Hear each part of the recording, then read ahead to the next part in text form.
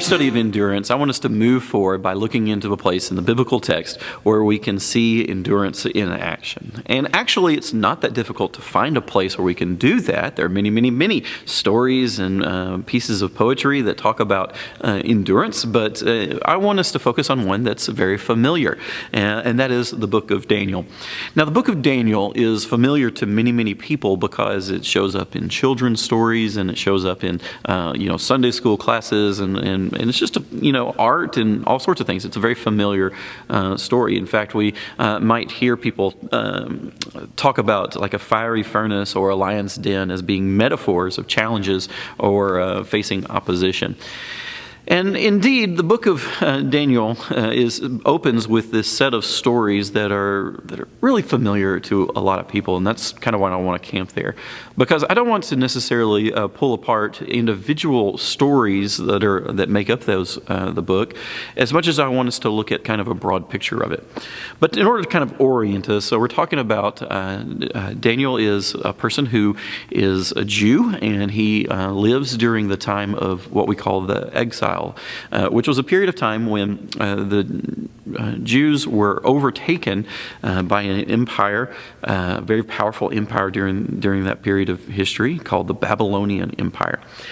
And so during this time, the Babylonian exile is a period lasting from, about 600 BC till, about 70, 80 years later.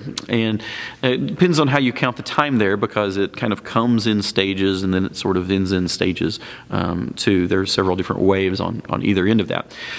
Well, Daniel is depicted as being one of the Jews that's taken into captivity. He's essentially stolen from his homeland and brought to Babylon, to the city at the center of the empire during the reign of King Nebuchadnezzar. And Nebuchadnezzar is the emperor. He's sort of a villain par excellence for the Bible. He's one of those characters that did great harm to the Jews, and is sort of a type character for somebody that inflicts suffering on God's people. And near the beginning of his reign, right around 600 BC, just a little bit before that, he takes Daniel and many other people into captivity and takes them with him to Babylon and installs them to basically be slaves in his empire, but slaves of a certain class, so people who would be part of, an educated slave class of captives who would be token members to serve his empire and thus show his power. And so that's what happens in the very first chapter of Daniel is brought in captivity and kind of installed in basically a school for exiles, people who are going to now serve the emperor. And it makes a point of depicting him as a young man at that point. And then we have this kind of series of stories, right? That he has this, Daniel and his friends have a moment of kind of resisting the emperor's imposed diet. And then we have stories about them resisting the kind of imposing forces of the empire to do things like compel them to worship idols or worship the emperor or things like that. You have a story about the three of his friends being thrown into a fiery furnace. You have a story about the emperor kind of losing his sanity, being inflicted with madness by God before he eventually relents and gives honor and glory to God. And of course, you have the story of the lion's den. Okay, and you have the story where Daniel is kind of entrapped by some of his opponents. He ends up being thrown into this dangerous position with these lions, and the Lord rescues him. And these are all stories that are very, very familiar, right? There's a story about an emperor named Belshazzar who is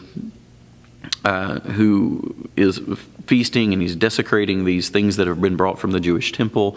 And there's this handwriting that appears on a wall. That's another one of those idioms that we even use now, the writings on the wall. This kind of mystical handwriting appears on a wall and gives kind of a riddle, which is interpreted to mean the destruction of the empire at that point.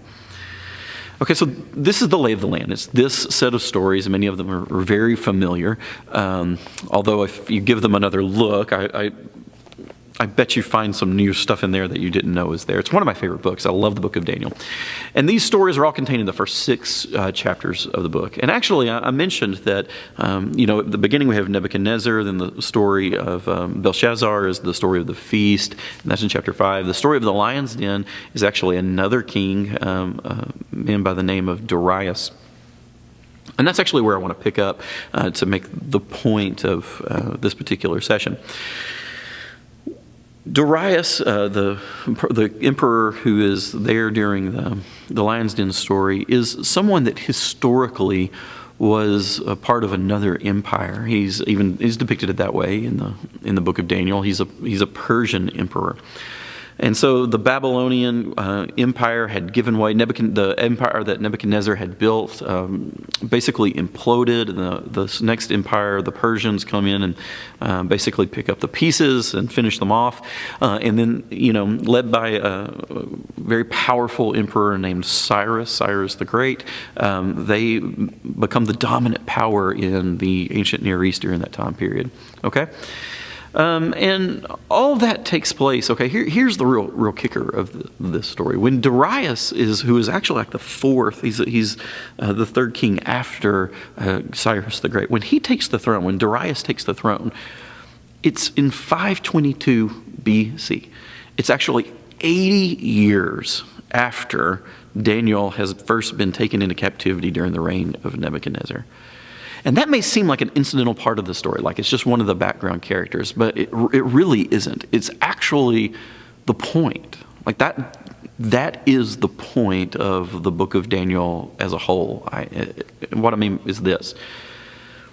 The book of Daniel is meant to evoke in its readers a sense of what can happen with a person who perseveres in faith, who has the capacity to endure. Okay?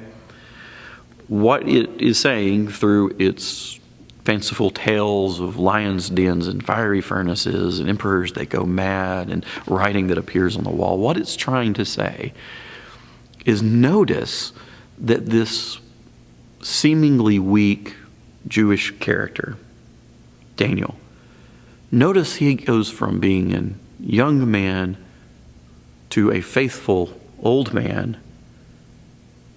And in the background, the most powerful emperors in the world rise and fall, rise and fall, and rise and fall.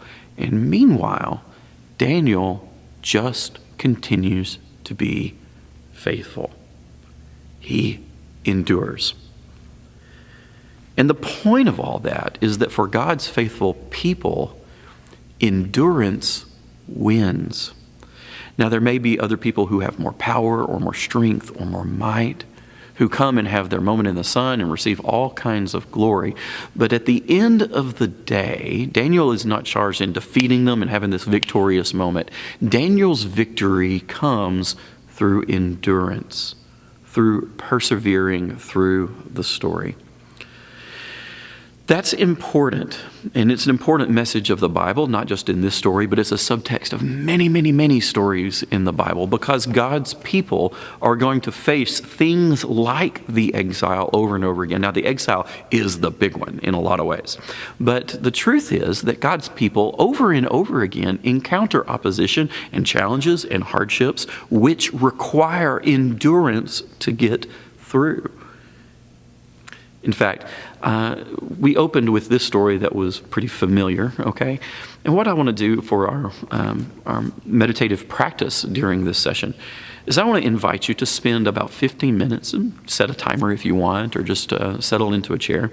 And if it helps to have a pen and paper, that's great. If it doesn't, then don't worry about it. You can use a Bible if you wish, or you can just use your memory of those things that are familiar to you in the Bible.